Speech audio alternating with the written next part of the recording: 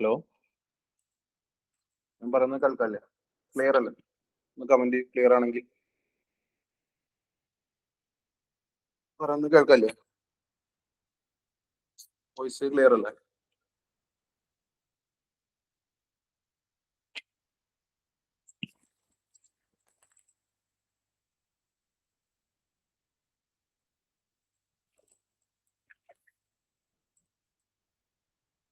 Okay. നമ്മളിന്ന് എടുക്കാൻ പോകുന്നത് കേരള ഹിസ്റ്ററിയിലെ യൂറോപ്യന്മാരുടെ ആഗമനം എന്നൊരു ടോപ്പിക്കാണ്. യൂറോപ്യന്മാരുടെ ആഗമനത്തെ കുറിച്ചാണ് ഇന്ന് ക്ലാസ് എടുക്കാൻ പോകുന്നത്. ഇത് ഫസ്റ്റ് സ്റ്റാർട്ട് ചെയ്യുന്നത്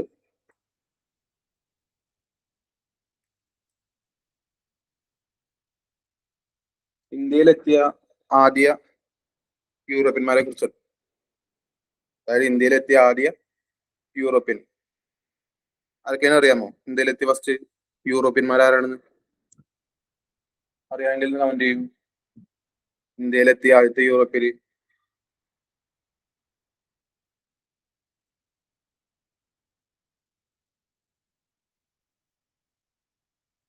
ഇന്ത്യയിലെത്തിയ ആദ്യത്തെ യൂറോപ്യനാണ് പോർച്ചുഗീസുകാർ.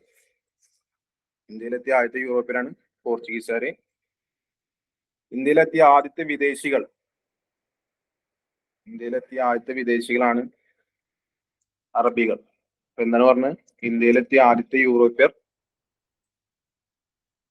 പോർച്ചുഗീസുകാർ. ഇന്ത്യയിലെത്തിയ ആദ്യത്തെ വിദേശികൾ അറബികളാണ്. മാറിപ്പോയി. യൂറോപ്യരാണ് പോർച്ചുഗീസുകാര്, വിദേശികളാണ് അറബികൾ. അതുപോലെ തന്നെ ഇന്ത്യയിൽ കേരളത്തിലെത്തിയ ആദ്യത്തെ യൂറോപ്യൻ ആരാണ് അറിയും? കമന്റ് ചെയ്യൂ. കേരളത്തിലെത്തിയ ആദ്യത്തെ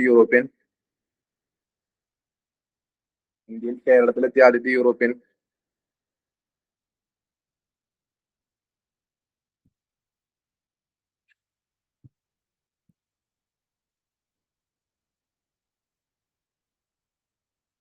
വാസ്കോഡ ഗാമ. ശരിയാണ്. കേരളത്തിലെത്തിയ യൂറോപ്യനാണ് വാസ്കോഡ ഗാമ. അദ്ദേഹം എത്തിയ ഡേറ്റ് എന്ന് അറിയോ? വർഷം? അദ്ദേഹത്തിന്റെ ഡേറ്റ് ആണ് 1498 മെയ് 20 ഇന്ത്യയിൽ കേരളത്തിലെത്തിയ ആദ്യത്തെ യൂറോപ്യനാണ് വാസ്കോഡ ഗാമ. കേരളത്തിലെത്തിയത് 1498 മെയ് 20 അതായത് വാസ്കോഡ ഗാമ എന്ന പേരുള്ള സ്ഥലം സ്ഥിതി ചെയ്യുന്ന എവിടെ അറിയോ? വാസ്കോഡ ഗാമ എന്ന പേരുള്ള സ്ഥലം സ്ഥിതി ചെയ്യുന്നത് ഗോവയിലാണ്. വാസ്കോഡ ഗാമ എന്ന പേരുള്ള സ്ഥലം സ്ഥിതി ചെയ്യുന്നത് ഗോവയിലാണ്. അതുപോലെ തന്നെ 1453 തുർക്കികൾ കോൺസ്റ്റാന്റിനോപ്പിൾ പിടിച്ചടക്കിയതിന് മൂലം യൂറോപ്യന്മാർക്ക് ഇന്ത്യയിലേക്ക് പുതിയ കടൽ മാർഗം കണ്ടുപിടിക്കേണ്ടതായി വന്നു. അതാണ് 1453 തുർക്കികൾ കോൺസ്റ്റാന്റിനോപ്പിൾ പിടിച്ചെടുത്തു. അതുമൂലം യൂറോപ്യന്മാർക്ക് ഇന്ത്യയിലേക്ക് എന്താണ് പുതിയൊരു കടൽ മാർഗം കണ്ടുപിടിക്കേണ്ടതായി വന്നു. ഇന്ത്യയിലേക്ക് പുറപ്പെട്ട ആദ്യത്തെ യൂറോപ്യനായ ബർത്തലോമിയോ ഡയസ് എത്തിച്ചേർന്നത് 1456 ആഫ്രിക്കയിലാണ്. സ്ഥലത്തിന്റെ പേര് ആർക്കെങ്കിലും അറിയാമോ? 1456 ആഫ്രിക്കയിൽ ബർത്തലോമിയോ ഡയസ് എത്തിച്ചേർന്ന സ്ഥലത്തിന്റെ പേര് അതറിയപ്പെട്ടിരുന്നാണ് ശുഭപ്രതീക്ഷ മുനമ്പ്. അതായത് കേപ്പ് ഓഫ് ഗുഡ് ഹോപ്പ്. എന്താണ് ശുഭപ്രതീക്ഷ മുനമ്പ്? കേപ്പ് ഓഫ് ഗുഡ് ഹോപ്പ് എന്നറിയപ്പെട്ടു. അപ്പൊ എന്താണ് പറഞ്ഞത്? 1453 തുർക്കികൾ കോൺസ്റ്റാന്റിനോപ്പിൾ പിടിച്ചെടുത്തു. അതുമൂലം എന്താണ് യൂറോപ്യന്മാർക്ക് ഇന്ത്യയിലേക്ക് പുതിയ കടൽ മാർഗം കണ്ടുപിടിക്കേണ്ടതായി വന്നു. ഇന്ത്യയിലേക്ക് പുറപ്പെട്ട ആദ്യത്തെ യൂറോപ്യനായ ബർത്തലോമിയോ ഡയസ് എത്തിച്ചേർന്ന സ്ഥലമാണ് ഏത്? ശുഭപ്രതീക്ഷ മുനമ്പ്, അതായത് Cape of good Hope 1456 Bartolomeu Dias അവിടെ എത്തിച്ചേർന്നത്. ആഫ്രിക്കയിലാണ് കേട്ടോ.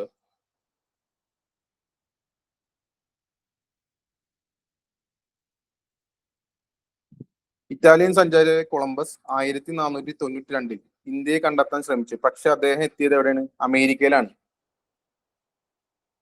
അതുപോലെ തന്നെ അദ്ദേഹം അവിടെയുള്ള ആളുകളെ കണ്ടിട്ട് എന്ത് പറഞ്ഞു? റെഡ് ഇന്ത്യൻസ് എന്ന് പറഞ്ഞു. അതായത് ചുവന്ന ഇന്ത്യക്കാരെന്ന് വിളിച്ചു. എന്താണ് ഇറ്റാലിയൻ സഞ്ചാരി കൊളംബസ് 1492 ഇന്ത്യയെ കണ്ടെത്താൻ ശ്രമിച്ചു. പക്ഷെ അദ്ദേഹം എത്തിയത് എവിടെയാണ്? അമേരിക്കയിലാണ്. അവിടെയുള്ള ആളുകളെ കണ്ടിട്ട് അദ്ദേഹം എന്താണ് റെഡ് ഇന്ത്യൻസ് എന്ന് വിളിച്ചു. അതായത് ചുവന്ന ഇന്ത്യക്കാരെന്ന് വിളിച്ചു അവിടെ ഉള്ളവരെ.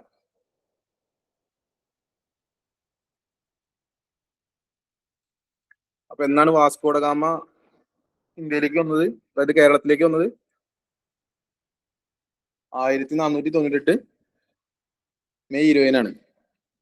1498 മെയ് 20-ന് വാസ്കോഡ ഗാമ കോഴിക്കോട് കപ്പലിറങ്ങി. അതായത് കോഴിക്കോട് കാപ്പാട് കപ്പലിറങ്ങി. ഗാമ വന്ന കപ്പലിന്റെ പേര് ആർക്കെങ്കിലും അറിയാം? വാസ്കോഡ ഗാമ കേരളത്തിലെത്തിയ കപ്പലിന്റെ പേര്? വാസ്കോഡ ഗാമ വന്ന കപ്പലിന്റെ പേര് സെന്റ് ഗബ്രിയേൽ ഇട്ടാ. ഗാമ വന്ന കപ്പലിന്റെ പേരാണ് സെന്റ് ഗബ്രിയേൽ.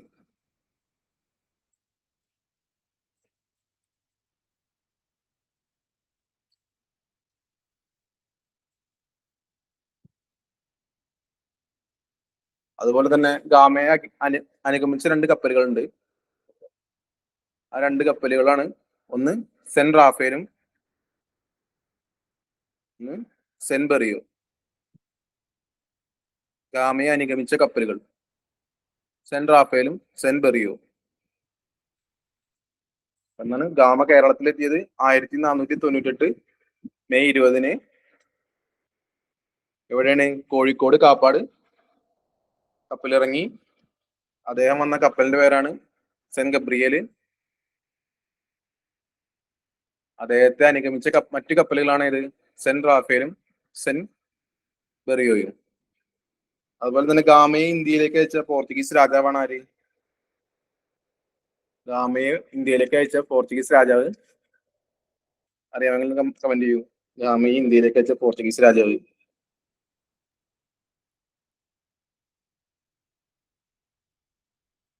ആരാണ്? ഗാമയെ ഇന്ത്യയിലേക്ക് അയച്ച പോർച്ചുഗീസ് രാജാവ്, അതെ,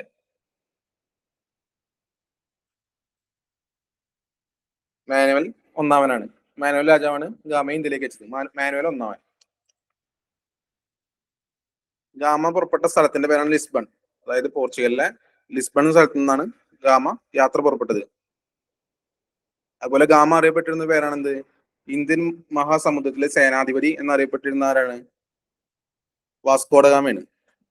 ഇന്ത്യൻ മഹാസമുദ്രത്തിലെ സേനാധിപതി എന്നറിയപ്പെട്ടിരുന്ന ആരാണ്? വാസ്കോഡ ഗാമയാണ്. അങ്ങനെ ഗാമയെ വിശേഷിപ്പിച്ച വ്യക്തി ആരാന്നറിയോ? ഇന്ത്യൻ മഹാസമുദ്രത്തിലെ സേനാധിപതി എന്ന് വാസ്കോഡ ഗാമയെ വിശേഷിപ്പിച്ചത്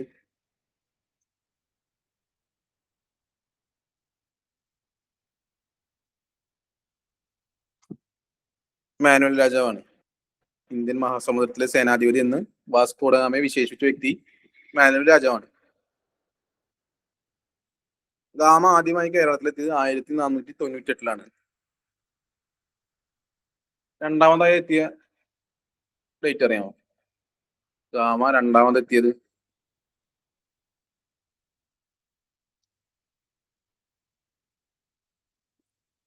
502. ശരി. ഗാമ 3 പ്രാവശ്യമാണ് വന്നിട്ടുള്ളത്. ഒന്ന് 1498, പിന്നെ 1502. മൂന്നാമത്തെ പ്രാവശ്യം വന്നത് 1524-ലാണ് വന്നിട്ടുള്ളത്. 1524 ഗാമ വരുമ്പോ അവസാനമായിട്ട് വന്ന 1524-ലാണ്.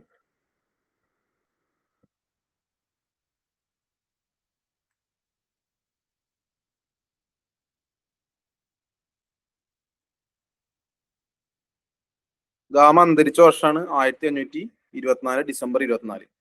അതായത് മൂന്നാമത്തെ പ്രാവശ്യം വന്നപ്പോഴാണ് വാസ്കോഡ ഗാമ അന്തരിച്ചത്. 1524 ഡിസംബർ 24-ലാണ് അന്തരിച്ചത്. 1524 ഗാമ ഇന്ത്യയിലേക്ക് വരുമ്പോ എന്താണ് വൈസ്രോയി ആയിട്ടാണ്. വൈസ്രോയി ആയതിനു ശേഷമാണ് എന്താണ് ഗാമ ഇന്ത്യയിലേക്ക് വന്നത്. 1524 ഗാമ ഇന്ത്യയിലേക്ക് വന്നത് വൈസ്രോയി ആയിട്ടാണ്. അദ്ദേഹം എന്താണ് 1524 ഡിസംബർ 24-ന് അന്തരിച്ചു. അദ്ദേഹത്തെ അടക്കം ചെയ്ത പള്ളിയുടെ പേരാണ് കൊച്ചിയിലെ സെന്റ് ഫ്രാൻസിസ് ചർച്ച്. എന്താണ് 1524 വൈസ്രോയി ആയിട്ട് ഗാമ ഇന്ത്യയിലേക്ക് വന്നു. 1524 ഡിസംബർ 24-ന് എന്താണ് അദ്ദേഹം അന്തരിച്ചു. അദ്ദേഹത്തെ അടക്കം ചെയ്ത പള്ളിയാണ് ഏത്? കൊച്ചിയിലെ സെന്റ് ഫ്രാൻസിസ് ചർച്ച്.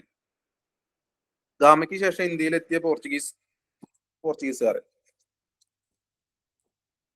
ഗാമയ്ക്ക് ശേഷം ഇന്ത്യയിലെത്തിയ പോർച്ചുഗീസുകാർ ആർക്കെങ്കിലും അറിയാമോ? ഗാമയ്ക്ക് ശേഷം ആരാ വന്നത്?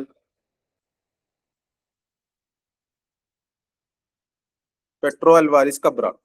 എന്നാലും ഗാമയ്ക്ക് ശേഷം ഇന്ത്യയിലെത്തിയ പോർച്ചുഗീസുകാരനാണ് ആര്? Petro Alvares Cabral.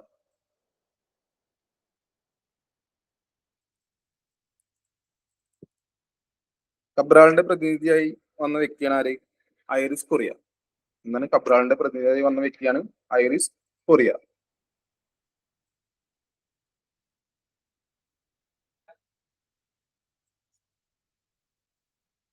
അടുത്ത് പറയാൻ പോകുന്നത് ഫ്രാൻസിസ് കോടി അൽമേഡയെ കുറിച്ചിട്ടാണ്. 1505 മുതൽ 1509 വരെയാണ് അദ്ദേഹത്തിന്റെ ഭരണകാലഘട്ടം. ഫ്രാൻസിസ് കോടി അൽമേഡ 1505 മുതൽ 1509 വരെയാണ് അദ്ദേഹത്തിന്റെ ഭരണകാലഘട്ടം. ഇന്ത്യയിലെ ആദ്യത്തെ പോർച്ചുഗീസ് രാജപ്രതിനിധി ആണ് ആര്? ഫ്രാൻസിസ് കോടി അൽമേഡ ഇന്ത്യയിലെ ആദ്യത്തെ പോർച്ചുഗീസ് രാജപ്രതിനിധിയാണ്. അതുപോലെ തന്നെ കേരളത്തിലെ ആദ്യത്തെ പോർച്ചുഗീസ് വൈസ്രോയി ആണ് അൽമേഡ. കേരളത്തിലെ ആദ്യത്തെ പോർച്ചുഗീസ് വൈസ്രോയി ആണ്. അതുപോലെ തന്നെ കണ്ണൂരിലെ സെന്റ് ആഞ്ചലോസ് കോട്ട പണിയെടുപ്പിച്ച വ്യക്തി കൂടി ആരാണ്? ഫ്രാൻസിസ് കോടി അൽമേഡയാണ്. അൽമേഡയാണ് കണ്ണൂരിലെ സെന്റ് ആഞ്ചലോസ് കോട്ട പണിയെടുപ്പിച്ചത്. അതുപോലെ ബ്ലൂ വാട്ടർ പോളിസി, നീലജല നയം നടപ്പിലാക്കിയ വ്യക്തി അൽമേഡയാണ്. അതായത് കടലിലൂടെ സഞ്ചാര സ്വാതന്ത്ര്യം പോർച്ചുഗീസുകാർക്ക് മാത്രമുള്ളതാണെന്ന് പ്രഖ്യാപിച്ചുകൊണ്ട് നടപ്പിലാക്കിയ പദ്ധതിയാണ് ഏത്? Blue water policy. അത് നടപ്പിലാക്കിയ വ്യക്തി ആരാണ്? അൽമേഡയാണ്. അപ്പൊ എന്താണ്? ഇന്ത്യയിലെ ആദ്യത്തെ പോർച്ചുഗീസ് രാജപ്രതിനിധിയാണ്. കേരളത്തിലെ ആദ്യത്തെ പോർച്ചുഗീസ് വൈസ്രോയി ആണ്. കണ്ണൂരിലെ സെന്റ് ആഞ്ചലോസ് കോട്ട പണിയെടുപ്പിച്ച വ്യക്തിയാണ്. അതുപോലെ തന്നെ എന്താണ്? ബ്ലൂ വാട്ടർ പോളിസി, നീലജല നയം നടപ്പിലാക്കിയ വ്യക്തി കൂടിയാണ് അൽമേഡയാണ്. അതായത് നീലജല നയം എന്ന് പറയുമ്പോൾ കടലിലൂടെയുള്ള സഞ്ചാരം അതെന്താണ്? പോർച്ചുഗീസുകാർക്ക് മാത്രമുള്ളതാക്കി കൊണ്ടുവന്ന നയമാണ് ഇത് ബ്ലൂ വാട്ടർ പോളിസി. വേറെ എടുത്ത് ക്ലിയർ അല്ലേ? ക്ലിയർ ആണെങ്കിൽ ഒന്ന് കമന്റ് ചെയ്തേ.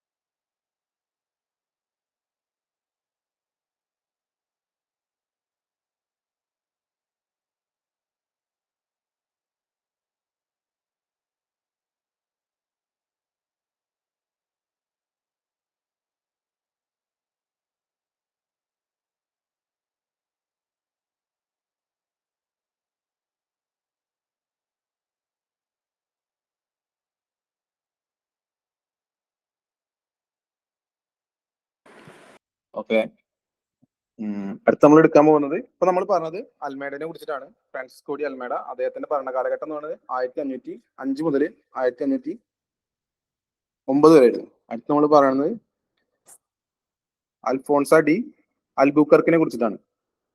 അൽബുക്കർക്കിനെ കുറിച്ചിട്ടാണ് നമ്മൾ അടുത്ത് പറയാൻ പോകുന്നത്.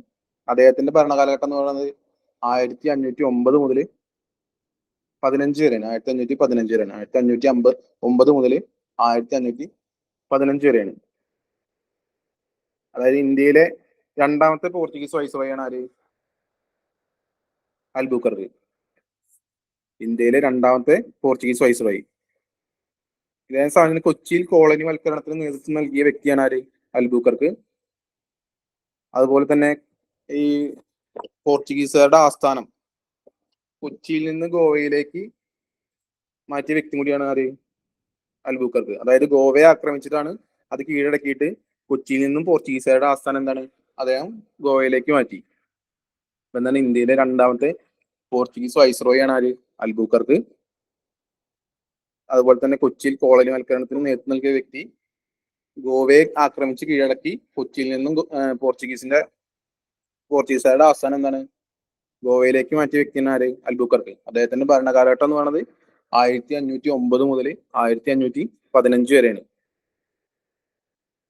അതുപോലെ തന്നെ ഇന്ത്യക്കാരെ സൈന്യത്തിൽ ചേർത്ത് യൂറോപ്യൻ മാതൃകയിൽ പരിശീലനം നൽകിയ വ്യക്തി ഇദ്ദേഹം തന്നെയാണ്. സതി നിരോധനത്തിന് മുൻകൈ എടുത്തു. അതുപോലെ തന്നെ കോഴിക്കോട് ആക്രമിച്ച് പിടിച്ചടക്കി. അതുപോലെ ഭാരതീയ സ്ത്രീകളെ വിവാഹം ചെയ്യാൻ പോർച്ചുഗീസുകാരെ പ്രേരിപ്പിച്ചു. അതായത് മിശ്ര വിവാഹം ചെയ്യാൻ, അതായത് ഇന്ത്യയിലുള്ള സ്ത്രീകളെ വിവാഹം ചെയ്യാൻ എന്താണ് പോർച്ചുഗീസുകാരനെ പ്രേരിപ്പിച്ച വ്യക്തി കൂടി ആരാണ്?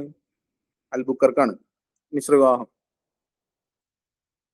അദ്ദേഹം അന്തരിച്ചത് ഗോവയിൽ വെച്ചിട്ടാണ്. അന്തരിച്ച വർഷം എന്ന് പറയുന്നത് 1515 അതുപോലെ തന്നെ ഇന്ത്യയിൽ പോർച്ചുഗീസ് സാമ്രാജ്യത്തിന്റെ സ്ഥാപകൻ എന്നറിയപ്പെട്ടിരുന്ന വ്യക്തിയാണ് അൽബുക്കർക്കാണ്. ഇന്ത്യയിൽ പോർച്ചുഗീസ് സാമ്രാജ്യത്തിന്റെ സ്ഥാപകൻ എന്നറിയപ്പെട്ടിരുന്ന വ്യക്തിയും അൽബുക്കർക്കാണ്. മാനുവൽ കോട്ട കൊച്ചിയിൽ പണി കഴിപ്പിച്ചു. 1505 അദ്ദേഹം മാനുവൽ കോട്ട ഇവിടെ കൊച്ചിയിൽ പണി കഴിപ്പിച്ചത്. 1505 മാനുവൽ കോട്ട പണി കഴിപ്പിച്ചത്. മാനുവൽ കോട്ട അറിയപ്പെട്ടിരുന്ന മറ്റു പേരുകളാണ് എന്ത്? പള്ളിപ്പുറം കോട്ട, വൈപ്പിൻ കോട്ട, ആയിക്കോട്ട, അഴിക്കോട്ട, കൊച്ചിൻ കോട്ട. എന്തൊക്കെയാണ്? ഇന്ത്യയിൽ പോർച്ചുഗീസ് സാമ്രാജ്യത്തിന്റെ സ്ഥാപകൻ എന്നറിയപ്പെടുന്നത് അൽബുക്കർക്കാണ്. അതുപോലെ തന്നെ കൊച്ചിയിൽ മാനുവൽ കോട്ട പണി കഴിപ്പിച്ച ഇദ്ദേഹമാണ്. മാനുവൽ കോട്ട അറിയപ്പെട്ടിരുന്ന മറ്റു പേരുകളാണ് ഏതൊക്കെ? പള്ളിപ്പുറം കോട്ട, അതുപോലെ തന്നെ വൈപ്പിൻ കോട്ട, ആയിക്കോട്ട, അഴിക്കോട്ട, കൊച്ചിൻ കോട്ട. അതുപോലെ തന്നെ കണ്ണൂർ രാജാവിന്റെ കപ്പിത്താനായ വലിയഹസിനെ വധിച്ച പോർച്ചുഗീസ് വൈസ്രോയും കൂടി ആരാണ്? അൽബുക്കർക്കാണ്. കണ്ണൂർ രാജാവിന്റെ കപ്പിത്താനായ വലിയഹസിനെ വധിച്ച പോർച്ചുഗീസ് വൈസ്രോയാണ് ആര്? അൽബുക്കർക്ക്. ഇപ്പൊ എന്താണ് അൽബുക്കർക്കിനെ കുറിച്ച് നമ്മൾ പറഞ്ഞു? 1509 മുതൽ 1515 വരെയാണ് അദ്ദേഹത്തിന്റെ ഭരണകാലഘട്ടം എന്ന് പറഞ്ഞു. ഇന്ത്യയിലെ രണ്ടാമത്തെ പോർച്ചുഗീസ് വൈസ്രോയാണ് ആര്? അൽബുക്കർക്ക് എന്ന് പറഞ്ഞു. കൊച്ചിയിൽ കോളനി വൽക്കരണത്തിന് നേതൃത്വം നൽകിയ വ്യക്തിയാണ് ആര്? അൽബുക്കർക്ക്. അതുപോലെ തന്നെ ഗോവയെ ആക്രമിച്ച് കീഴടക്കി കൊച്ചിയിൽ നിന്നും പോർച്ചുഗീസുകാരുടെ ആസ്ഥാനം ഇങ്ങോട്ട് മാറ്റി ഗോവയിലേക്ക് മാറ്റിയ വ്യക്തിയാണ്. അതുപോലെ ഇന്ത്യക്കാരെ സൈന്യത്തിൽ ചേർത്ത് യൂറോപ്യൻ മാതൃകയിൽ പരിശീലനം നൽകിയ വ്യക്തിയാണ് ആര്? അൽബുക്കർക്ക്. അതുപോലെ തന്നെ സതി നിരോധനത്തിന് മുൻകൈ എടുത്ത വ്യക്തി കൂടിയാണ്. മിശ്ര വിവാഹം, അതായത് പോർച്ചുഗീസുകാരെ ഇന്ത്യയിലുള്ള സ്ത്രീകളെ മിശ്ര വിവാഹം കഴിക്കാൻ പ്രേരിപ്പിച്ച വ്യക്തി കൂടിയാണ് ആര്? അൽബുക്കർക്ക്. അദ്ദേഹം പണി കഴിപ്പിച്ച മാനുവൽ കോട്ട കൊച്ചിയിൽ പണി കഴിപ്പിച്ചു. വർഷം 1505 കൊച്ചിയിൽ മാനുവൽ കോട്ട പണി കഴിപ്പിച്ചത്. മാനുവൽ കോട്ടയുടെ മറ്റു പേരുകളാണ് എന്തൊക്കെ? പള്ളിപ്പുറം കോട്ട, വൈപ്പിൻ കോട്ട, ആയിക്കോട്ട, അഴിക്കോട്ട, കൊച്ചിൻ കോട്ട.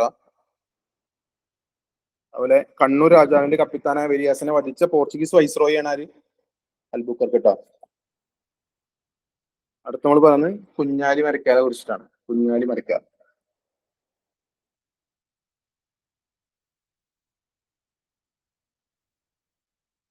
സാമൂതിരിയുടെ നാവിക തലവനാണ് ആര്? കുഞ്ഞാലി മരക്കാർ. സാമൂതിരിയുടെ നാവിക തലവൻ. അതുപോലെ തന്നെ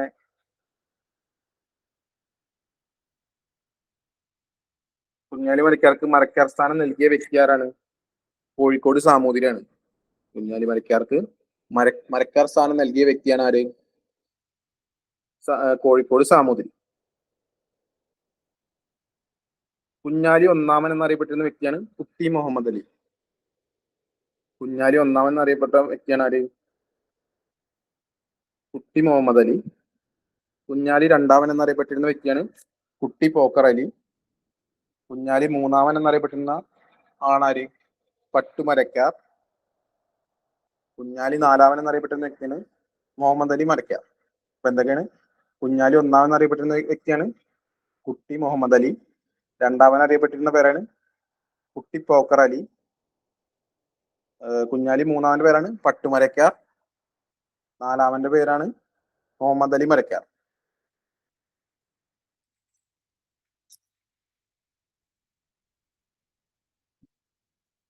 അതുപോലെ ഇന്ത്യൻ സമുദ്രത്തിന്റെ അതിനായകൻ അല്ലെങ്കിൽ ധീരൻ എന്നിങ്ങനെ അറിയപ്പെട്ടത് ആരാണ്? 4 പേരില് ഇന്ത്യൻ സമുദ്രത്തിന്റെ അതിനായകൻ, ധീരൻ എന്നിങ്ങനെ അറിയപ്പെട്ട വ്യക്തിയാണ് കുഞ്ഞാലി നാലാമൻ. ഇതാണ് ഇന്ത്യൻ സമുദ്രത്തിന്റെ അതിനായകൻ,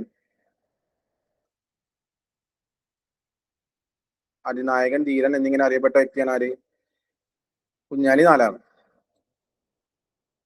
1531 കുഞ്ഞാലി മരക്കാരുടെ ആക്രമണം നേരിടാൻ പോർച്ചുഗീസുകാർ നിർമ്മിച്ച കോട്ടയാണ് ഏത്? 1531 കുഞ്ഞാലി മരക്കാരുടെ ആക്രമണം നേരിടാൻ പോർച്ചുഗീസുകാർ നിർമ്മിച്ച കോട്ടയുടെ പേരെന്താ? ആർക്കെല്ലാം അറിയാമോ? കോട്ട? ചാലിയം കോട്ട 1531 കുഞ്ഞാലി മരക്കാരുടെ ആക്രമണം നേരിടാൻ പോർച്ചുഗീസുകാർ നിർമ്മിച്ച കോട്ടയാണ് ചാലിയം കോട്ട. ചാലിയം കോട്ട നിർമ്മിച്ച വ്യക്തിയാണ് ആര്? നാനോഡി കുൻഹ. ചാലിയം കോട്ട നിർമ്മിച്ച വ്യക്തിയാണ് നാനോഡി കുൻഹ. ചാലിയം കോട്ട അറിയപ്പെട്ടിരുന്ന ഒരു പേരാണെന്ത്? സാമൂതിരിയുടെ കണ്ടത്തിലേക്ക് നീട്ടിയ പീരങ്കി. അതായത് സാമൂതിരിയുടെ കണ്ടത്തിലേക്ക് നീട്ടിയ പീരങ്കി എന്നറിയപ്പെടുന്ന കോട്ടയാണ് ഏത്? ചാലിയം കോട്ട. അപ്പൊ 1531 കുഞ്ഞാലി മരക്കാരുടെ ആക്രമണം നേരിടാൻ പോർച്ചുഗീസുകാർ നിർമ്മിച്ച കോട്ടയാണ് ചാലിയം കോട്ട. ചാലിയം കോട്ട നിർമ്മിച്ച വ്യക്തിയാണ് ആര്? നാനോഡി കുൻഹ. സാമൂതിരിയുടെ കണ്ടത്തിലേക്ക് നീട്ടിയ പീരങ്കി എന്നറിയപ്പെട്ടിരുന്നത് ചാലിയം കോട്ടയാണ്. ചാലിയം കോട്ട പിടിച്ചടക്കിയതിൽ പ്രകീർത്തിച്ചുകൊണ്ട് ഗാസി മുഹമ്മദ് എഴുതിയ അറബി കാവ്യാണ് എന്ത്? ഫത്തുൽ മുബീൻ. അതായത് വ്യക്തമായ വിജയം എന്നർത്ഥമുള്ളത്. എന്താണ്? ചാലിയം കോട്ട പിടിച്ചടക്കിയതിൽ പ്രകീർത്തിച്ചുകൊണ്ട് ഗാസി മുഹമ്മദ് എഴുതിയ അറബി കാവ്യാണ് എന്ത്? ഫത്തുൽ മുബീൻ. വ്യക്തമായ വിജയം ആണ് അതിന്റെ അർത്ഥം. 1660 കുഞ്ഞാലി നാലാമനെ വധിച്ചു.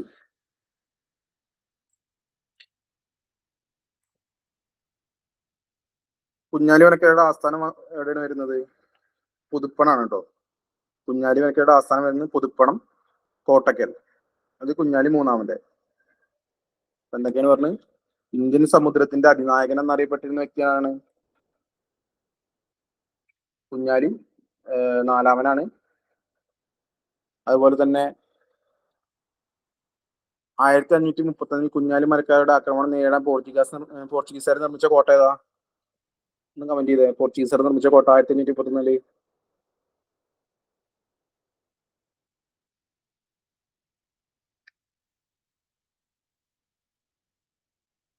ചാലിയം കോട്ട. ഓക്കെ, ചാലിയം കോട്ട. ചാലിയം കോട്ട അറിയപ്പെട്ടിരുന്ന എന്താണ്? സാമൂതിരിയുടെ കണ്ടത്തിലേക്ക് നീട്ടിയ പീരങ്കി എന്നറിയപ്പെട്ടിരുന്ന എന്താണ്? ചാലിയം കോട്ടയാണ്.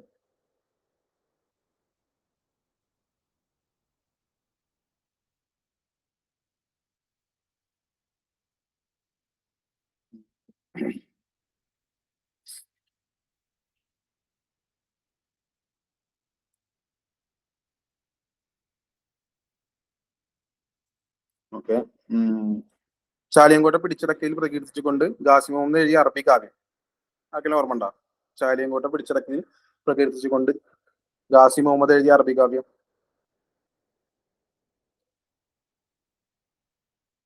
ഫത്തുൽ മുബീൻ ട്ടാ. ഫത്തുൽ മുബീൻ, അതായത് വ്യക്തമായ വിജയം എന്നർത്ഥം വരുന്നതാണ് അറബി കാവ്യം. കുഞ്ഞാലി മരക്കാരുടെ ആസ്ഥാനം വരുന്നത് എവിടെയാണ്? പുതുപ്പണം, കോട്ടക്കൽ. കുഞ്ഞാലി മൂന്നാമന്റെ. ഓക്കെ. ഈ പോർച്ചുഗീസ് വാസ്തുവിദ്യ അറിയപ്പെട്ടിരുന്ന ഒരു പേരുണ്ട്. പോർച്ചുഗീസ് വാസ്തുവിദ്യ അറിയപ്പെട്ടിരുന്ന പേരാണ് ഗോതിക് ശൈലി. 16-ാം നൂറ്റാണ്ടില് പോർച്ചുഗീസ് വാസ്തുവിദ്യ അറിയപ്പെട്ട പേരാണ് ഗോതിക് ശൈലി. ഗോതിക് ശൈലി നിർമ്മിച്ച പള്ളികളാണ് 2 പള്ളികളുണ്ട്. ഒന്നാണ് സെന്റ് ഫ്രാൻസിസ് പള്ളി, കൊച്ചി. മറ്റേ നമ്മുടെ 1498 രാമകപ്പലിറങ്ങിയത്. പിന്നെ അദ്ദേഹം വന്നത് രണ്ടാമത് വന്നത് 1502 പിന്നെ അവസാനമായിട്ട്, അതായത് മൂന്നാമതായിട്ട് വന്നത് 1524 1524 കേരളത്തിലെത്തി. ഡിസംബർ 24 അദ്ദേഹം അന്തരിച്ചു. അപ്പൊ അദ്ദേഹത്തെ അടക്കം ചെയ്ത പള്ളിയാണ് ഏത്? Saint Francis church, Kochi. അപ്പോ ഗോതിക് ശൈലിയിൽ നിർമ്മിച്ച പള്ളികൾ പറഞ്ഞാൽ സെന്റ് ഫ്രാൻസിസ് ചർച്ച്, കൊച്ചിയാണ്. രണ്ടാമത്തെയാണ് ബോം ജീസസ് പള്ളി, ഗോവ. ഏതൊക്കെയാണ് ഗോതിക് ശൈലിയിൽ നിർമ്മിച്ച 2 പള്ളികൾ? ഒന്ന് സെന്റ് ഫ്രാൻസിസ് ചർച്ച്, കൊച്ചിയിലത്തെയാണ്.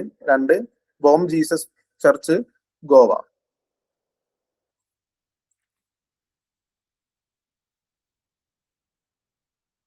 കൊച്ചി രാജാവായ കേരളവർമ്മയ്ക്ക് പോർച്ചുഗീസ് പണിത് നൽകിയ കൊട്ടാരം അറിയപ്പെട്ടിരുന്ന പേരാണ് ഏത്? ഏതാ കൊട്ടാരം? കൊച്ചി രാജാവായ കേരളവർമ്മയ്ക്ക് പോർച്ചുഗീസ് പണിത് നൽകിയ കൊട്ടാരം മട്ടാഞ്ചേരി കൊട്ടാരം കേട്ടോ. മട്ടാഞ്ചേരി കൊട്ടാരാണ് കൊച്ചി രാജാവായ കേരളവർമ്മയ്ക്ക് പോർച്ചുഗീസുകാർ പണി നൽകിയ കൊട്ടാരം. 1555 പണിത് നൽകിയത്.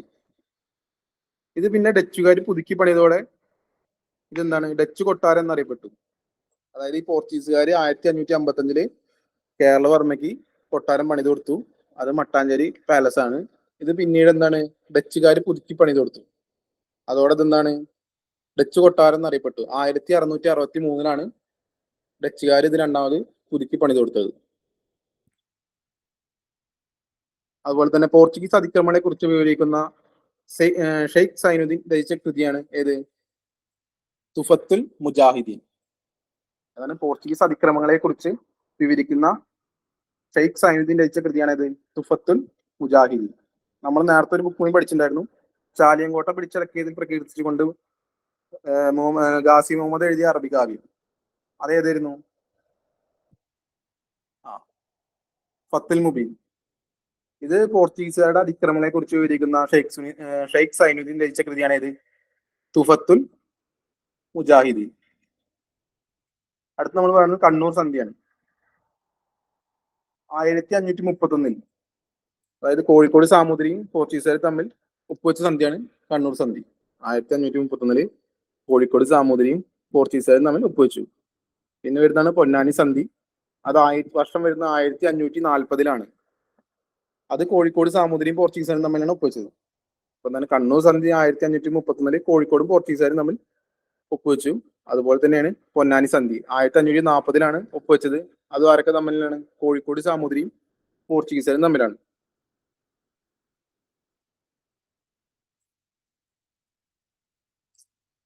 അപ്പോ പോർച്ചുഗീസുകാരുടെ സംഭാവനകൾ എന്ന് പറയുന്നത് എന്താണ്? അവർ കുറച്ച് സാധനങ്ങൾ കൊള്ളുന്നുണ്ട്. അതായത് നമ്മുടെ രാജ്യത്തില്ലാത്ത കുറച്ച് കാര്യങ്ങൾ എന്താണ് അവർ നമ്മൾ ഇങ്ങോട്ട് കൊടുക്കുന്നുണ്ട്. ഇവിടുന്ന് അങ്ങോട്ട് കൊണ്ടുപോയിട്ടുണ്ട്. അതുപോലെ തന്നെ പുതിയ കുറെ സാധനങ്ങൾ ഇങ്ങോട്ട് കൊടുന്നിട്ടുണ്ട്.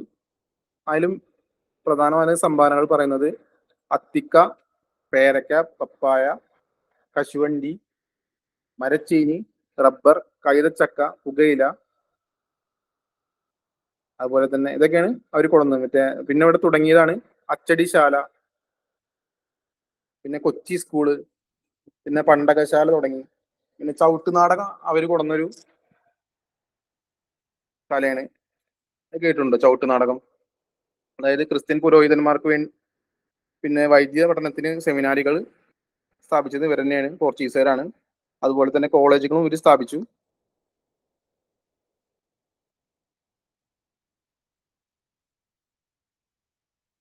ക്രിസ്ത്യൻ പുരോഹിതന്മാർക്ക് വേണ്ടി വൈദ്യ പഠനത്തിന് സെമിനാരികളും കോളേജിലും സ്ഥാപിച്ചത് എവിടെയൊക്കെയാണ്? കൊച്ചി, കൊടുങ്ങല്ലൂർ, വൈപ്പിൻ എന്നിവിടങ്ങളാണ് മെയിനായിട്ട് സ്ഥാപിച്ചത്.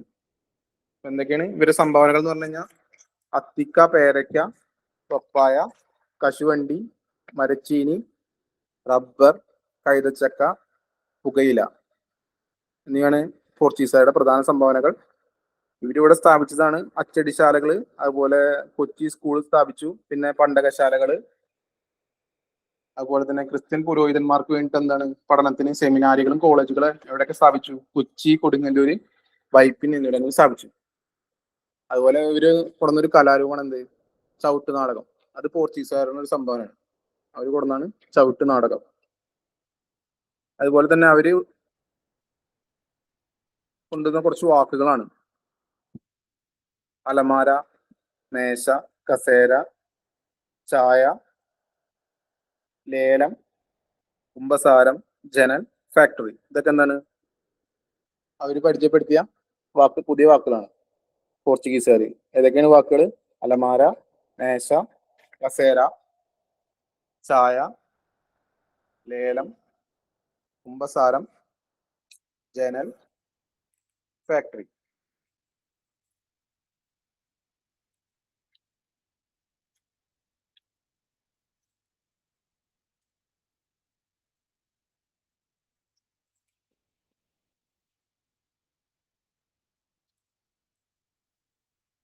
അപ്പോ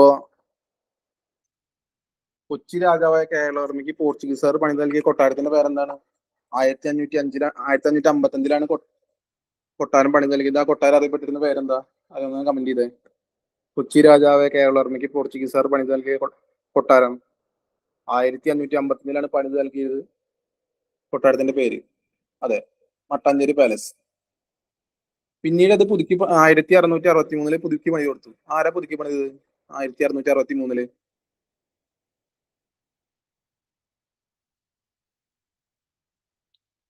കമന്റ് ചെയ്തേ. ആരാ പുതുക്കി പണിത്? ഡച്ചുകാർ. 1663 കേട്ടോ ഡച്ചുകാർ അത് പുതുക്കി പണിത്. ഇതോടെ എന്താണ്? ഡച്ച് കൊട്ടാരം എന്നറിയപ്പെട്ടു.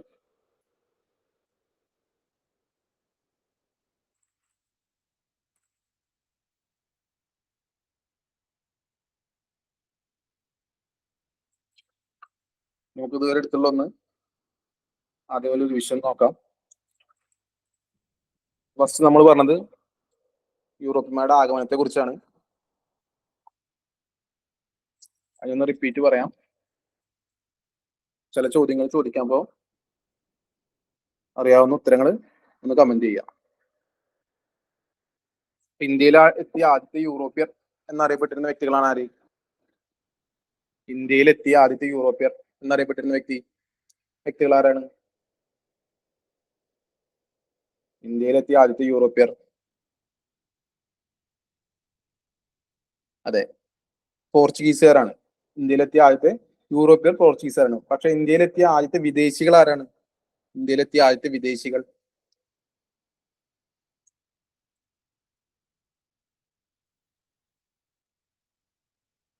ഇന്ത്യയിലെത്തിയ ആദ്യത്തെ വിദേശികൾ പോർച്ചുഗീസുകാരുള്ള അറബികളാണ്. ഓക്കെ, അറബികൾ. അതുപോലെ തന്നെ ഇന്ത്യയിൽ, അതായത് കേരളത്തിൽ വാസ്കോഡഗാമ ആദ്യമായി എത്തിയ വർഷം, കേരളത്തിലെത്തിയ ആദ്യത്തെ യൂറോപ്യൻ വാസ്കോഡഗാമയാണ്. അദ്ദേഹം എത്തിയ വർഷം, ആദ്യമായി കേരളത്തിൽ വന്ന വർഷം 1498. കറക്റ്റ് ഡേറ്റ് എന്ന് പറയുമ്പോൾ 1498 മെയ് 20 കേട്ടോ. 1498 മെയ് 20. സ്ഥലം അറിയൂ അദ്ദേഹം വന്ന സ്ഥലം?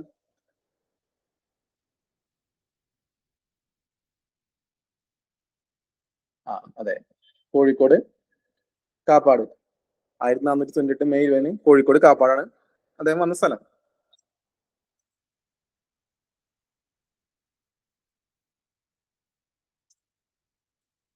അതുപോലെ തന്നെ ഇന്ത്യയിലേക്ക് പുറപ്പെട്ട ആദ്യത്തെ യൂറോപ്യനായ ബർത്തലോമിയോ ഡയസ് എത്തിച്ചേർന്ന സ്ഥലം എവിടെയാണ്? 1456 എവിടെയാണ്? ആഫ്രിക്കയിലാണ് എത്തിച്ചേർന്നത്.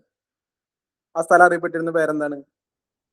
1456 ഇന്ത്യയിലേക്ക് പുറപ്പെട്ട യൂറോപ്യനായ ബർത്തലോമിയോ ഡയസ് ആഫ്രിക്കയിലെ സ്ഥലത്ത് എത്തിച്ചേർന്നു. ആ സ്ഥലത്തിന്റെ പേര് എന്താ അറിയപ്പെട്ടിരുന്നത്?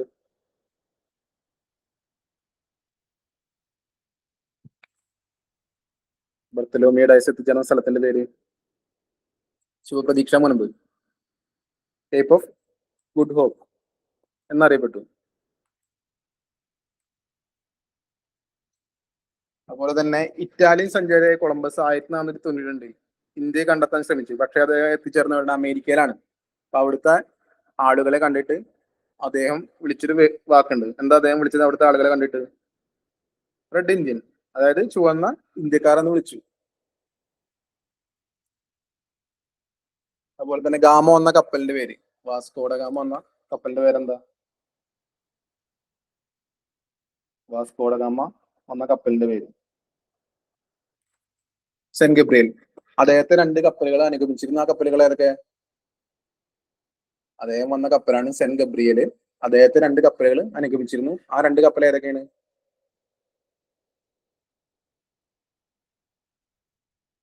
അതെ, സെന്റ് റാഫേലും പിന്നെ ഏതൊന്നും കൂടി ഉണ്ടല്ലോ, സെന്റ് ബെറിയോ. ഓക്കെ, അദ്ദേഹം യാത്ര പുറപ്പെട്ട സ്ഥലമാണ് ഇവിടെ പോർച്ചുഗലിലെ ലിസ്ബൺ എന്നാണ്. പോർച്ചുഗലിലെ ലിസ്ബൺ എന്നാണ് അദ്ദേഹം യാത്ര പുറപ്പെട്ടത്. അദ്ദേഹത്തെ ഇന്ത്യയിലേക്ക് അയച്ച രാജാവാണ് ആര്?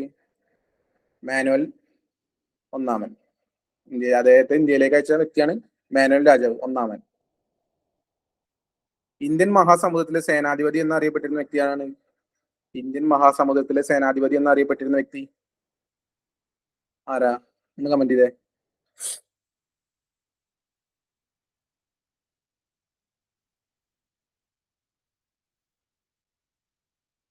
വാസ്കോഡ ഗാമയാണ്, ശരിയാണ്. അതുപോലെ തന്നെ വൈസ്രോയി അതിനുശേഷം ഗാമ കേരളത്തിലെത്തിയ വർഷം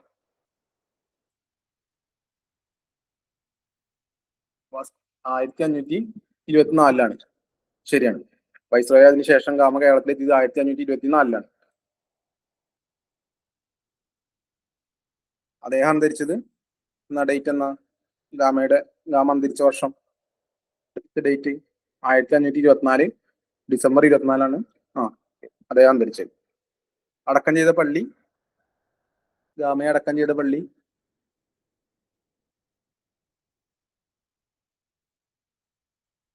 കൊച്ചിയിലെ സെന്റ് ഫ്രാൻസിസ് ചർച്ചിലാണ്. അതുപോലെ തന്നെ ഗാമയ്ക്ക് ശേഷം ഇന്ത്യയിലെത്തിയ പോർച്ചുഗീസുകാരൻ ആരാ?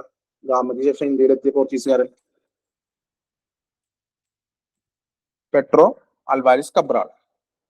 ഗാമയ്ക്ക് ശേഷം ഇന്ത്യയിലെത്തിയ പോർച്ചുഗീസുകാരനാണ് പെട്രോ അൽവാരിസ് കബ്രാൾ. അതുപോലെ തന്നെ കബ്രാളിന്റെ പ്രതിനിധിയായി വന്ന വ്യക്തിയാണ് ഐറിസ് കൊറിയ. കബ്രാളിന്റെ പ്രതിനിധിയായി വന്ന വ്യക്തിയാണ് ഐറിസ് കൊറിയ.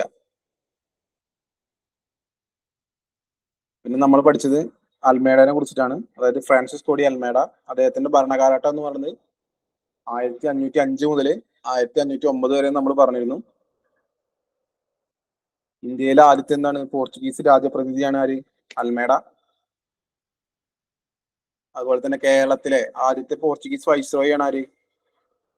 അൽമേഡ. കേരളത്തിലെ ആദ്യത്തെ പോർച്ചുഗീസ് വൈസ്രോയി ആണ് അൽമേഡ. കണ്ണൂരിലെ സെന്റ് ആഞ്ചലോസ് കോട്ട പണിയെടുപ്പിച്ച വ്യക്തിയാണ് ആര്?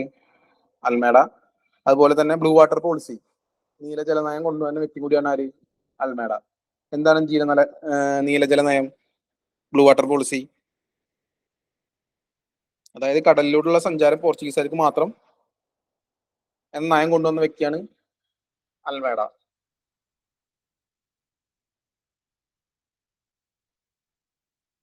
പിന്നെ നമ്മൾ പറഞ്ഞത് അൽബുക്കർക്കിനെ കുറിച്ചിട്ടാണ്.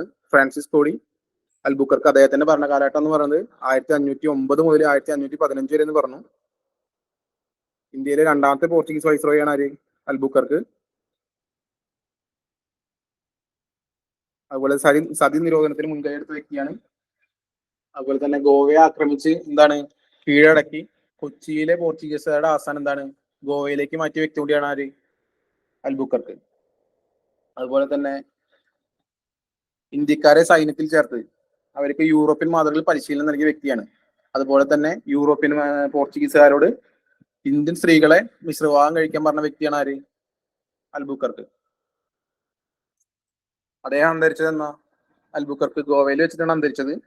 വർഷം ഏതാ? ഒന്ന് കമന്റ് ചെയ്തേ. അൽബുക്കർക്ക് അന്തരിച്ച വർഷം. ഗോവയിൽ വെച്ചിട്ടാണ് അന്തരിച്ചത്. വർഷം എത്ര? അതെ, 1515 ഗോവയിൽ വെച്ച് അന്തരിച്ചു. ഇന്ത്യയിൽ പോർച്ചുഗീസ് സാമ്രാജ്യത്തിന്റെ സ്ഥാപകൻ എന്നറിയപ്പെടുന്ന വ്യക്തിയാണ് അൽബുക്കർക്ക്. ഇന്ത്യയിൽ പോർച്ചുഗീസ് സാമ്രാജ്യത്തിന്റെ സ്ഥാപകൻ എന്നറിയപ്പെട്ട വ്യക്തിയാണ് അൽബുക്കർക്ക്.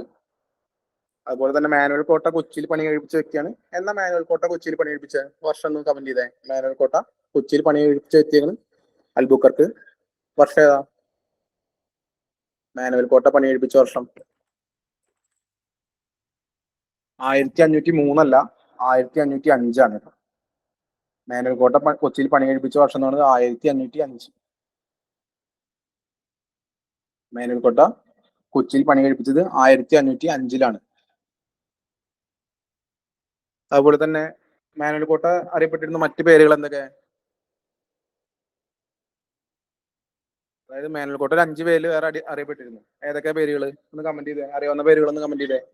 മാനുവൽ കോട്ടയുടെ മറ്റു പേരുകൾ. അതെ, പള്ളിപ്പുറം കോട്ട. പിന്നെ ഏതൊക്കെ? 4 കൂടി ഉണ്ടല്ലോ. ഒന്ന് പള്ളിപ്പുറം കോട്ട, രണ്ട് അഴീക്കോട്ട,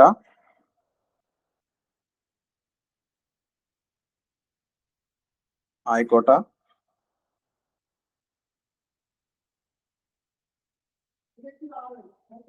വൈപ്പിൻ കോട്ട, ഒന്നും കൂടി ഉണ്ട് കൊച്ചി. അപ്പൊ ഏതൊക്കെയാണ്? ഒന്നാമത്തെ പള്ളിപ്പുറം കോട്ട, വൈപ്പിൻ കോട്ട, ആയിക്കോട്ട, അഴീക്കോട്ട, കൊച്ചിൻ കോട്ട. അങ്ങനെ 5 പേരിലാണ് എന്ത് മാനുവൽ കോട്ടകളുടെ മറ്റു പേരുകൾ അറിയപ്പെട്ടിരുന്നത്. പണി കഴിപ്പിച്ചത് 1505. പണി കഴിപ്പിച്ച വ്യക്തി എന്ന് പറയുന്നത് അൽബുക്കർക്കാണ്. അദ്ദേഹത്തിന്റെ ഭരണകാലഘട്ടം എന്ന് പറയുന്നത് 1509 മുതൽ 1515 വരെയാണ്.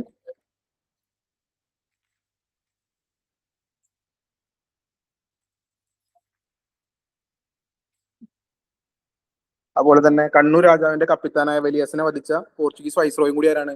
അൽബുക്കർക്കാണ്. കണ്ണൂർ രാജാവിന്റെ കപ്പിത്താനായ ബലിഹസനെ വധിച്ച പോർച്ചുഗീസ് വൈസ്രോയാണ് ആര്? അൽബുക്കർക്ക്.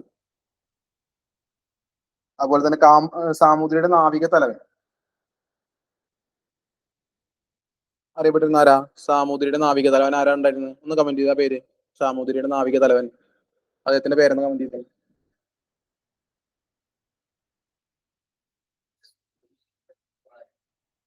സാമൂതിരിയുടെ നാവിക തലവൻ, അതെ, കുഞ്ഞാലി മരക്കാർ. അതായത് കുഞ്ഞാലി ഒന്നാമന്റെ പേരാണ് എന്ത്? കുട്ടി മുഹമ്മദ് അലി. അതുപോലെ തന്നെ കുഞ്ഞാലി രണ്ടാമന്റെ പേരാണ് കുട്ടി പോക്കർ അലി. കുഞ്ഞാലി മൂന്നാമന്റെ പേരാണ് പട്ടുമരക്കാർ. കുഞ്ഞാലി നാലാമന്റെ പേരാണ് മുഹമ്മദ് അലി മരക്കാർ. ഇവർക്ക് ഈ മരക്കാർ സ്ഥാനം നൽകിയ വ്യക്തിയാണ് ആര്? കോഴിക്കോട് സാമൂതിരി. ഇവർക്ക് മരക്കാർ സ്ഥാനം നൽകിയ വ്യക്തിയാണ് ആര്? കോഴിക്കോട് സാമൂതിരി. ഇന്ത്യൻ സമുദ്രത്തിന്റെ അതിനായകൻ, ധീരൻ എന്നിങ്ങനെ അറിയപ്പെട്ടിരുന്ന വ്യക്തി ആരാ?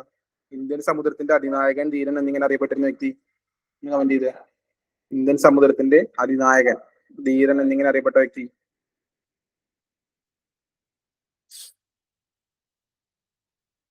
കുഞ്ഞാലി നാലാമനാണ്. ശരിയാണ്. 1534 കുഞ്ഞാലി മരക്കാരുടെ ആക്രമണം നേരിടാൻ പോർച്ചുഗീസുകാർ ഒരു കോട്ട നിർമ്മിച്ചിട്ടുണ്ടായിരുന്നു. ആ കോട്ടയുടെ പേരേതാ? കോട്ട ഏതാണ്? കുഞ്ഞാലി മരക്കാരുടെ ആക്രമണം നേരിടാൻ നിർമ്മിച്ച കോട്ട പോർച്ചുഗീസുകാർ 1534 നിർമ്മിച്ചത്. ശരിയാണ്, ചാലിയം കോട്ടയാണ്. ചാലിയം കോട്ട നിർമ്മിച്ച വ്യക്തി ആരാ? ചാലിയം കോട്ട നിർമ്മിച്ച വ്യക്തി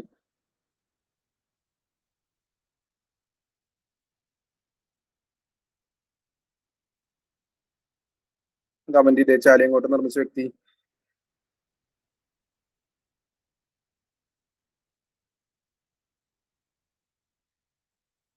ചാലിയങ്കോട്ട നിർമ്മിച്ച വ്യക്തിയാണ് നാനോഡി കുഞ്ഞാട്ട. ശരിയാണ്, നാനോഡി കുഞ്ഞാട്ട. അതുപോലെ തന്നെ ഈ ചാലിയങ്കോട്ട അറിയപ്പെട്ടിരുന്ന പേരാണ് എന്ത്? സാമൂതിരിയുടെ കണ്ടത്തിലേക്ക് നീട്ടിയ പീരങ്കി എന്നറിയപ്പെട്ടിരുന്ന ഏത് കോട്ട ഏതാണ്? ചാലിയങ്കോട്ടയാണ്. അത് ഇമ്പോർട്ടന്റ് ആണ്. സാമൂതിരിയുടെ കണ്ടത്തിലേക്ക് നീട്ടിയ പീരങ്കി എന്നറിയപ്പെടുന്ന ഏതാണ്? ചാലിയങ്കോട്ടയാണ് കേട്ടോ, അന്ന് നോട്ട് ചെയ്തോളൂ. അതുപോലെ തന്നെ ചാലിയങ്കോട്ട പിടിച്ചടക്കിയതിൽ പ്രകീർത്തിച്ചുകൊണ്ട് ഗാസി മുഹമ്മദ് എഴുതിയ അറബി കാവ്യം ഏതാത്? ഗാസി മുഹമ്മദ് എഴുതിയ അറബി കാവ്യം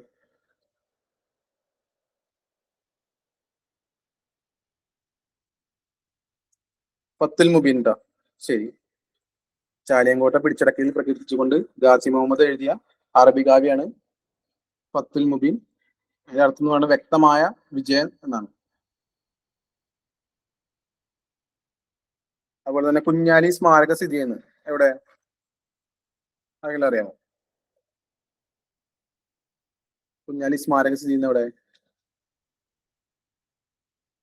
അല്ല, അത് കുഞ്ഞാലി മരക്കാരുടെ ആസ്ഥാനാണ് പുതുപ്പണം. ഇത് കുഞ്ഞാലി സ്മാരക സ്ഥിതി ചെയ്യുന്നത് വടകരയിലാണ്. അത് നോട്ട് ചെയ്തോളൂ. കുഞ്ഞാലി സ്മാരക സ്ഥിതി ചെയ്യുന്നത് വടകരയിലാണ്.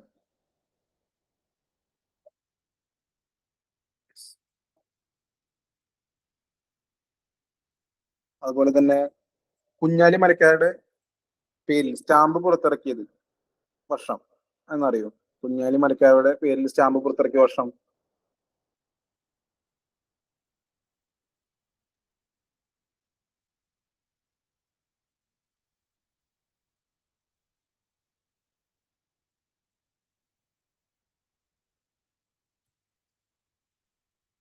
കുഞ്ഞാലി മരക്കാരുടെ പേരിൽ, അതെ, 2000-ലാണ്. അപ്പോൾ എന്താണ്? കുഞ്ഞാലി മരക്കാർ സ്മാരക സ്ഥിതി ചെയ്യുന്നത് വടകരയിലാണ്. കുഞ്ഞാലി മരക്കാരുടെ പേരിൽ സ്റ്റാമ്പ് പുറത്തിറക്കിയത് 2000-ലാണ്.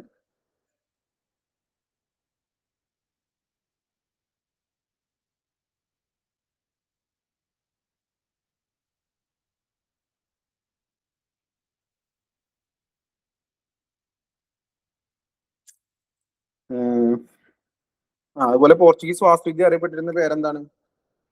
പോർച്ചുഗീസുകാരുടെ വാസ്തുവിദ്യ അറിയപ്പെട്ട പേര് ഒന്ന് കമന്റ് ചെയ്തേ.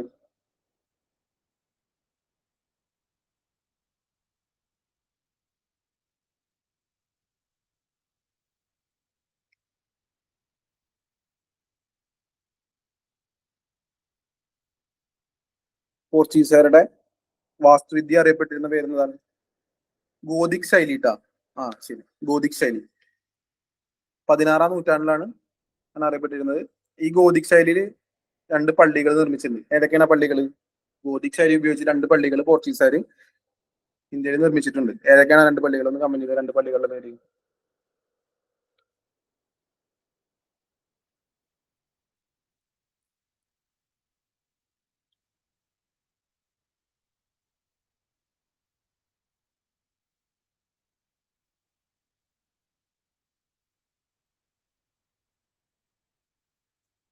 അതായത് ഗോതിക് ശൈലി ഉപയോഗിച്ചിട്ട് പോർച്ചുഗീസുകാർ രണ്ട് പള്ളികൾ കേരളത്തിൽ പണിതിട്ടുണ്ട്. ഒന്ന് സെന്റ് ഫ്രാൻസിസ് പള്ളി കൊച്ചിയിലാണ്.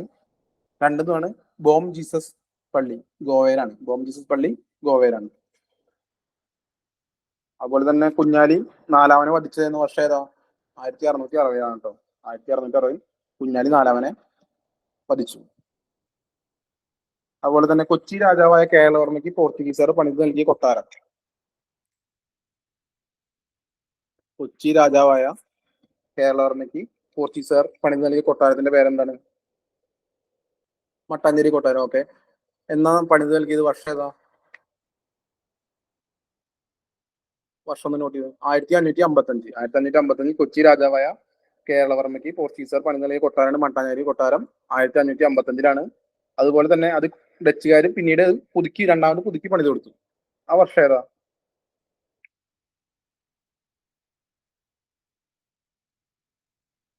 ഡച്ചുകാർ ഇത് രണ്ടാമത് പുതുക്കി പണിതു. വർഷം 1663. 1663 ഡച്ചുകാർ പുതുക്കി പണിതത്. അതുപോലെ തന്നെ പോർച്ചുഗീസ് അതിക്രമങ്ങളെ കുറിച്ച് വിവരിക്കുന്ന ഷെയ്ഖ് സൈനുദ്ദീൻ രചിച്ച കൃതിയുടെ പേര്. പോർച്ചുഗീസ് അതിക്രമങ്ങളെ കുറിച്ച് വിവരിക്കുന്ന ഷെയ്ഖ് സൈനുദ്ദീൻ രചിച്ച കൃതി ഏതാണ്? ഏതാ കൃതി? ഷെയ്ഖ് സൈനുദ്ദീൻ രചിച്ച കൃതി ഏതാ?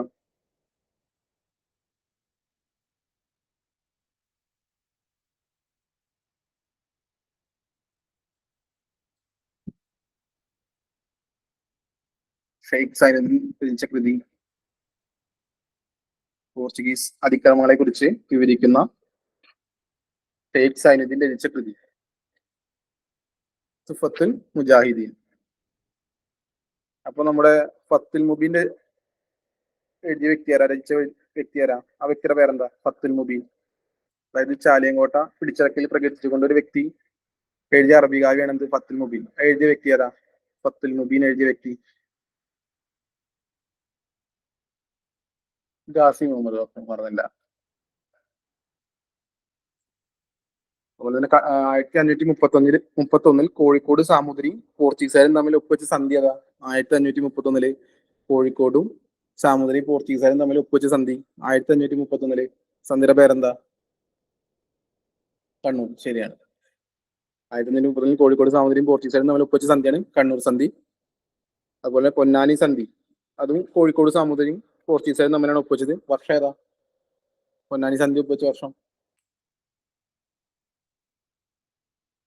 1540. ശരിയാണ്. 1540 പൊന്നാനി സന്ധി ഒപ്പുവെച്ചത്.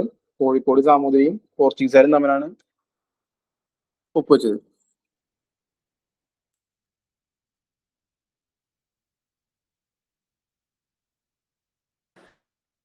അതുപോലെ തന്നെ അവരുടെ സംഭാവനകളെ കുറിച്ച് നമ്മൾ പറഞ്ഞിരുന്നു. എന്തൊക്കെയാണ് അവരുടെ സംഭാവനകൾ എന്ന് പറഞ്ഞേ? കുറച്ച് സാധനങ്ങൾ അവർ അവിടുന്ന് ഇങ്ങോട്ട് കൊടുത്തിട്ടുണ്ടായിരുന്നു. എന്തൊക്കെ പറഞ്ഞിട്ടുണ്ടായിരുന്നു? ഒന്ന് നോട്ട് ചെയ്തേ. എന്തൊക്കെയാ അവരുടെ സംഭാവനകൾ?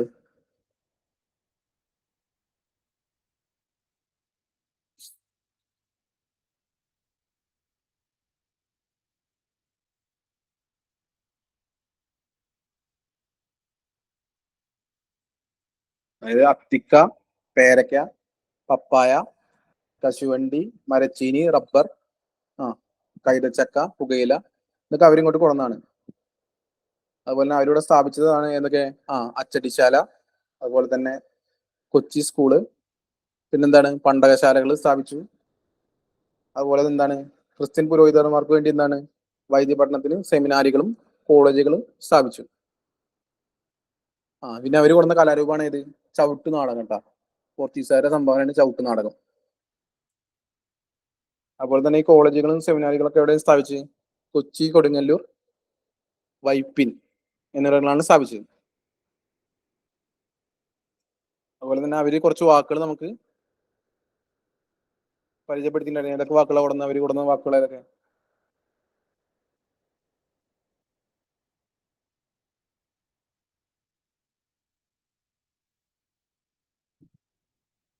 അലമാര, മേശ, കസേര, ചായ, ലേലം,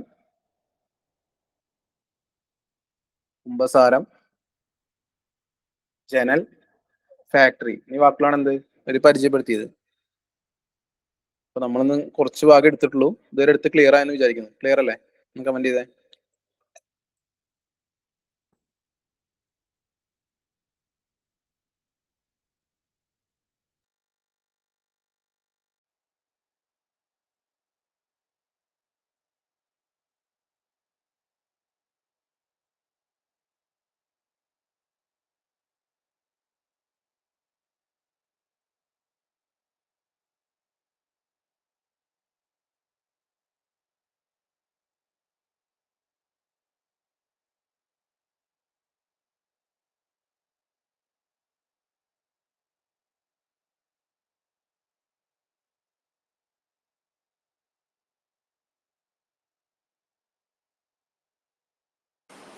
ഓക്കെ, അപ്പൊ ഇന്ന് കുറച്ച് ഭാഗം നമ്മൾ എടുത്തിട്ടുള്ളൂ. അത് വളരെ ക്ലിയർ ആയിട്ട് മനസ്സിലായെന്ന് വിചാരിക്കുന്നു. അപ്പോൾ അടുത്ത ക്ലാസ് നമ്മൾ ഇതിന്റെ കണ്ടിന്യൂഷൻ ആയിരിക്കും.